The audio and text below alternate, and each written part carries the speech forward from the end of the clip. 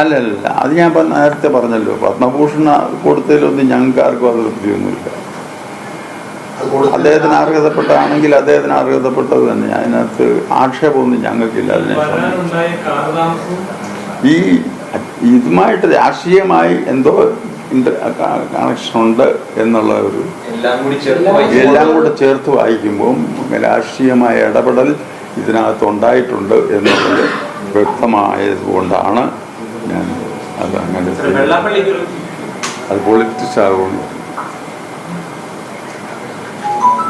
ഒരു ദിവസം കൂടെ കഴിഞ്ഞപ്പോഴത്തേക്കാണ് അദ്ദേഹത്തിന് അർഹതയില്ലെന്നൊന്നും ഞാൻ പറയുന്നില്ല, പത്മഭൂഷൺ ബഹുമതി പ്രഖ്യാപിക്കുന്നത്.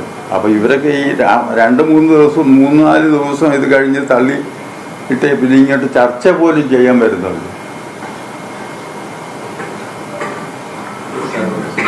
അതാണ് ഇതിൻ്റെ.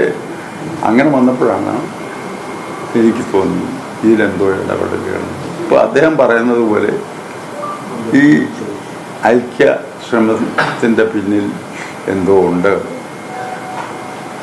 അതുകൊണ്ട് ആ കെണിയിൽ പെടണ്ട എന്ന് എനിക്ക് തോന്നി. ഞാനിപ്പോൾ ഇതൊന്നും NSSൻ്റെ ഡയറക്ടർ ബോർഡിനെയോ ഒന്നും അറിയിച്ചിട്ടില്ല. പക്ഷെ ഞാൻ NSSൻ്റെ ഡയറക്ടർ ബോർഡ് വിളിച്ചു.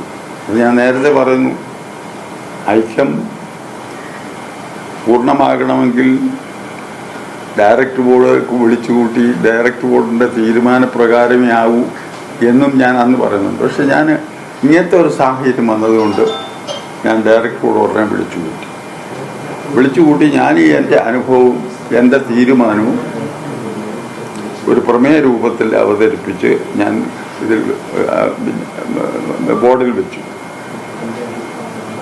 ബോർഡിൽ വെച്ച് ഞാനിതെല്ലാം കാര്യങ്ങളെല്ലാം തുറന്നു പറഞ്ഞു. ബോർഡാണ്, ഞാൻ ഉൾപ്പെടുന്ന ബോർഡാണ് അതിനെ അംഗീകരിച്ചെടുത്തത്. ആരും എതിർത്തിരുന്നില്ല. ഇവിടെ വന്ന ആ ഒരു ബോർഡ് മെമ്പർമാർ എതിർത്തുന്നില്ല. നമുക്ക് ആവശ്യമില്ല. അതവിടെ കൊണ്ട് അവസാനിച്ചത് നന്നായി. കാരണം നമുക്ക് എല്ലാ സമുദായവുമായി സൗഹാർദ്ദമായി പോകണം. എല്ലാ രാഷ്ട്രീയ പാർട്ടികളുമായി ഒരകലത്തിൽ പോകണം. ആരോടും ഒരു വിധത്തിലുമുള്ള അകൽച്ച പാടില്ല. ഇതൊക്കെയാണ് നമ്മുടെ NSSൻ്റെ കാഴ്ചപ്പാട്. ഇപ്പോൾ ഏതായാലും അതിന് വിഘാതമായ ഒരു സാഹചര്യം ഉണ്ടായിക്കൊണ്ടിരിക്കുന്നു എന്ന് NSS ഡയറക്ടർ ബോർഡിനും കൂടെ ബോധ്യമായതിൻ്റെ ഫലമായിട്ട് എല്ലാവരും കൂടി ഏകമനസ്സോടുകൂടി ഒരാൾ പോലും എതിർക്കാതെ പാസ്സാക്കിയ പ്രമേയം ഞാൻ എൻ്റെ പേര് വെച്ച് പരസ്യം ചെയ്തതാണ്. ഈ ഐക്യ ചർച്ചകൾ നടക്കുകയും അതിനുള്ള പ്രാരംഭ ചർച്ചകളെ കുറിച്ച് തീരുമാനങ്ങളിലേക്ക് പോവുകയും പിന്നാലെ ഈ പത്മഭൂഷൺ ബഹുമതി അദ്ദേഹത്തിന് ലഭിക്കുകയും ചെയ്തത്. അല്ലല്ല, അത് അതിനകത്ത് പൊളിറ്റിക്സ് ഉണ്ടോ എന്ന് എനിക്കൊരു സംശയം. അതായത് മകൻ BJP-ക്കാരൻ, അദ്ദേഹം ചർച്ചയ്ക്ക് വേണ്ടി വരുന്നു. 2-3 ദിവസം കഴിയട്ടെന്ന് പറഞ്ഞ് 3-4 ദിവസം പോയി കഴിഞ്ഞപ്പോൾ ഇത് പ്രഖ്യാപിച്ചു കഴിഞ്ഞപ്പോഴത്തേക്കാണ് ഇന്ന് വരെ ആ വരുന്ന കാര്യത്തെപ്പറ്റി ഞങ്ങൾ ഈ തീരുമാനം എടുക്കുന്നിടം വരെ എപ്പോൾ വരും, എങ്ങനെ വരും എന്നൊന്നും പറഞ്ഞിട്ടില്ല. ഒരു ചർച്ച നടന്നിട്ടില്ല. ഐക്യം പ്രാബല്യത്തിൽ വന്നിട്ടില്ല. ആ സാഹചര്യത്തിൽ ഞാനിത് എൻ്റെ സംഘടനാ നേതൃത്വത്തെ അറിയിച്ചു.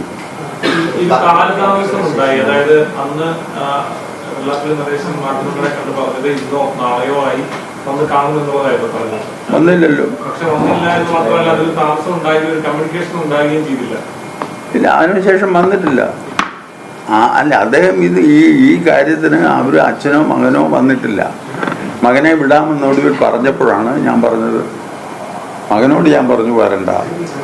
കാരണം ഇതിനകത്ത് നിങ്ങൾ രാഷ്ട്രീയ നേതാവാണ്.